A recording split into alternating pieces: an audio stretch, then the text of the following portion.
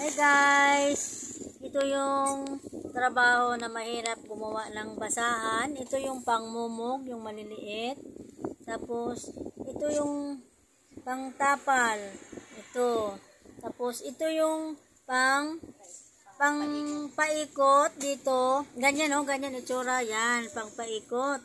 Tapos yan, ginugupit mo pa siya ng ganitong klaseng mga gupit, matrabaho siya, pero sa ngalang gustong kumita, makahanap ng pandagdag income, so hindi na kailangan indahin yung mahirap, nakakapagod, mabusisi. Ang mahalaga doon ay kung paano ka mag-survive sa buhay at marunong kang mag-isip ng positive vibes sa buhay, makadagdag ng pang-ulam, pang-bayad sa eskwelahan, pambiling mga project, pamasahe sa araw-araw, pambiling ulam, kahit papaano guys, makakatulong sa magulang tong mga bata na ito kung paano magsalansa ng basahan. Ano? Ito yung tapos na nilang gawa. Ayan o. Ayan yung makina. Ayan, tinatahi nila yan guys. Ayan o. Ayan. Ito na po yung natatapos ng mga batang ito na dahil sa kahirapan, nag-isip at naggawa ng paraan para may pambaon sa araw-araw. Ang isa nito ay 10 piso ba? 250? Ang 20 ay 4 na piraso. So, kailangan mamuhunan kami para makagawa ng ganito. Matrabaho nga lang pero hindi namin iniinda yung trabaho na mahirap.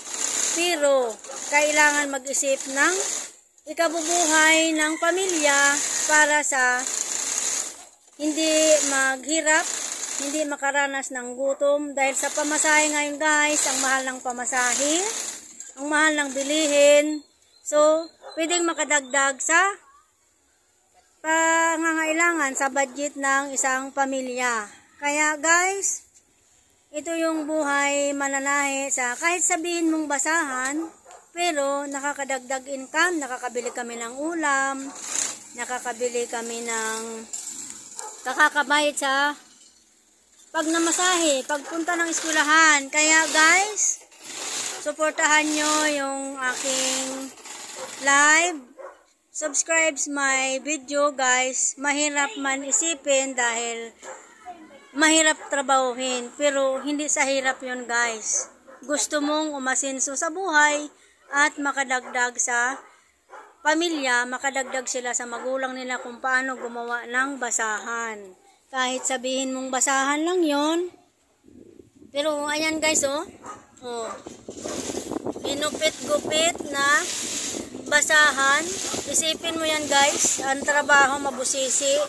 Gugupit ka ng small pieces of clothes and like this, pieces of like this, oh. Then, isalansan mo. Ito na guys yung gawa ng bata, oh. Yan, ito na yung itsura niyan. Bilog na basahan.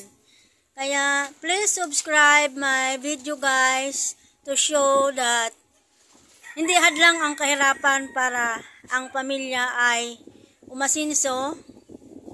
Hindi naman namin to kinakahiya kasi nakakabili kami ng ulam, nakakabili ng bigas, nakakapagbayad sa pambiling tubig, pambili ng pangpamasahe. Kahit sabihin mong guys, itlog, laki mi lang ang ulam, kahit papaano, kaysa wala talaga guys, maisip ang isang bata para kung paano siya makatulong sa magulang.